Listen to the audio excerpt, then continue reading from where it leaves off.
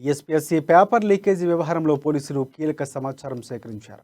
ఓ పక్క అనుమానితులను విచారిస్తూనే మరోవైపు cyber crime పోలీసుల సహకారంతో బేగం బజార్ పోలీసులు ఆధారాలు సేకరిస్తున్నారు. తెలియని వ్యక్తులు సర్వర్లోకి వెళ్లి లాగిన్ అయినట్లు పోలీసులకు అధికారులు తెలపడంతో ఆ కోణంలో విచారణ కొనసాగుతోంది.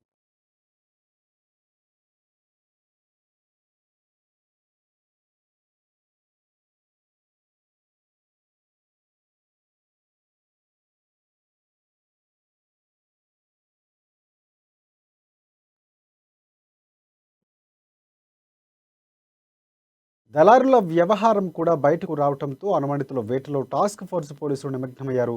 ఇవాళ జరగాల్సిన పట్టణ భవన ప్రణాళిక పర్యవేక్షణ అధికారి, ఇలా 15న జరగాల్సిన వెటర్నరీ అసిస్టెంట్ సర్జన్ పరీక్షలకు సంబంధించిన పేపర్ లీకేజీ వ్యవహారం దుమారం రేపుతోంది.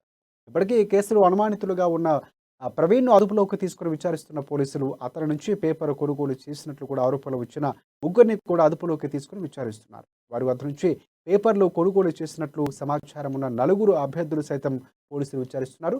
ఇక ఈ కేసులో మరికొందరు పరారులో ఉన్నట్లు పోలీసులు గుర్తించారు.